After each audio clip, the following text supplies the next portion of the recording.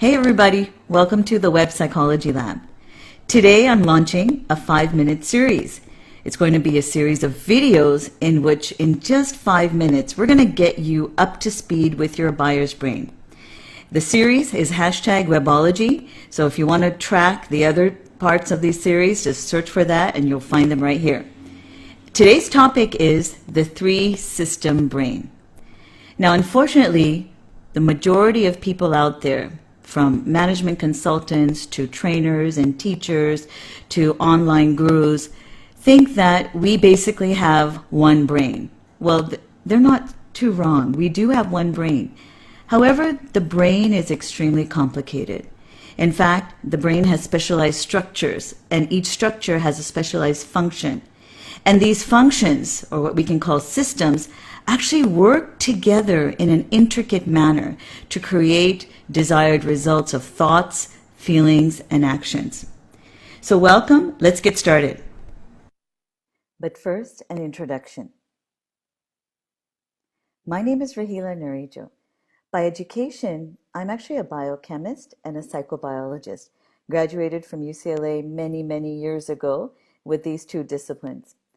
Later on in my life and career, I went on to complete my Master's of Science in something called the Neuroscience of Leadership, or Neuroleadership for short, sponsored by the Neuroleadership Institute and conducted through the Middlesex University. And over the last 15 years, I've been working as a management consultant, helping organizations grow their businesses through their people, bringing innovation in tools, in processes, in systems and methodologies to organizations in the form of learning, development, and coaching. And now I'm bringing all of that experience and understanding to the online world.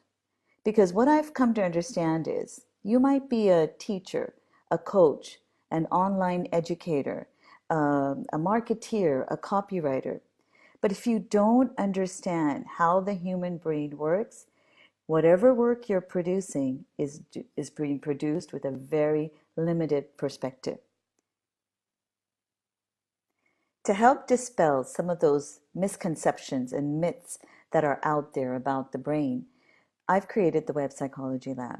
It's an online resource where you're going to find tools, strategies, techniques to help you create more brain-friendly messages, content, and overall your online user experience.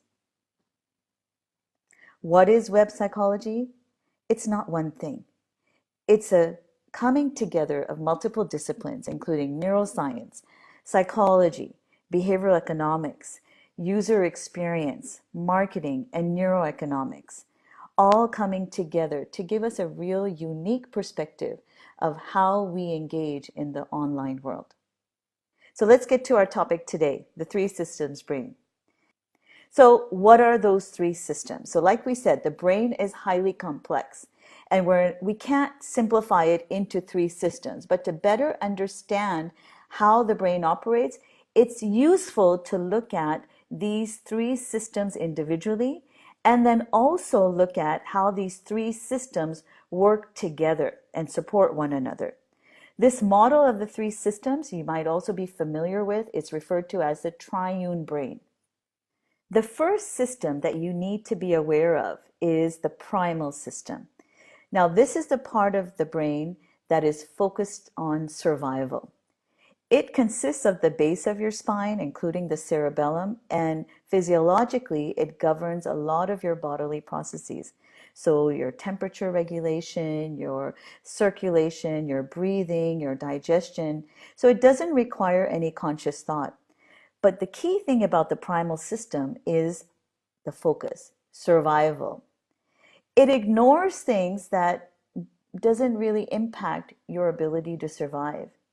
So what would the primal brain pay attention to? It's going to pay attention to a message, content that poses a potential threat to the individual's survival and success.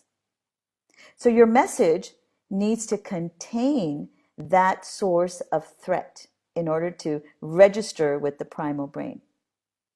The second system that we should be concerned about in the online world is the emotional system, or also known as the limbic system.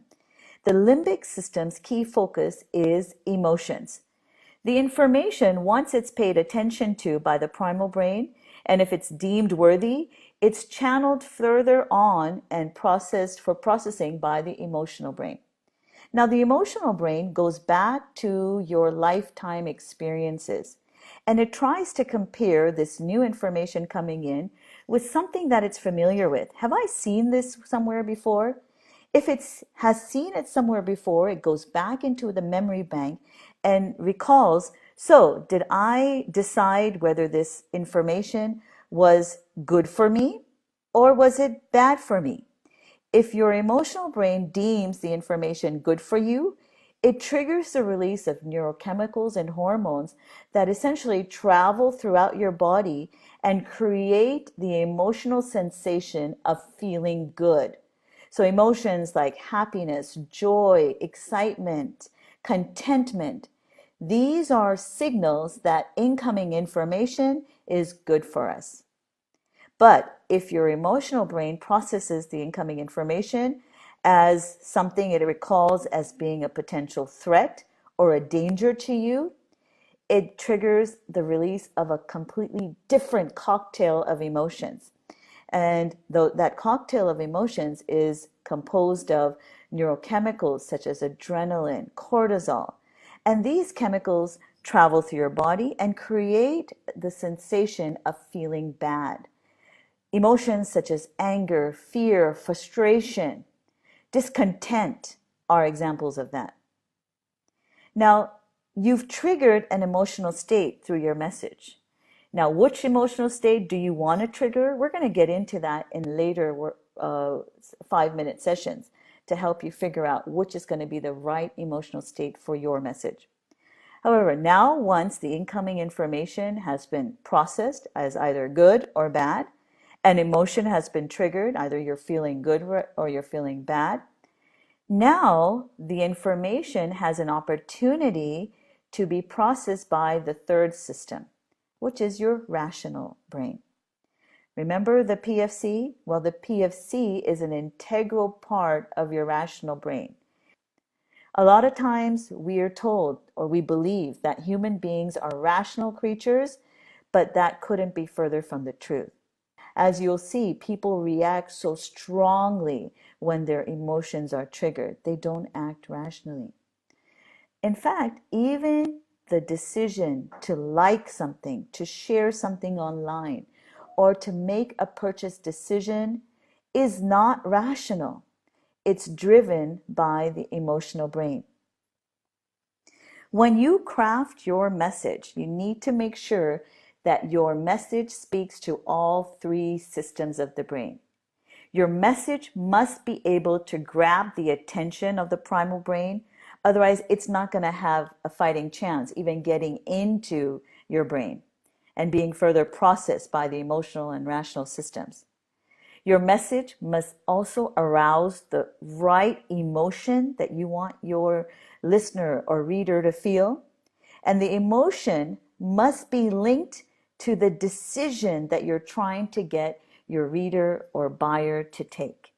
So stay tuned to upcoming episodes of the 5-Minute Webology to get more details and insights now into each one of these regions of the brain and find out what you can do online in your marketing, in your messaging, in your online courses and training to grab attention, arouse the right emotion, and get the decision, the action that you want your buyer's brain to take.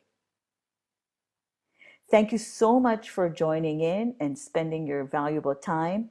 If you have a chance, do check out the Web Psychology Lab and join the lab where you'll keep updated on latest posts and insights into your buyer's brain. Bye-bye.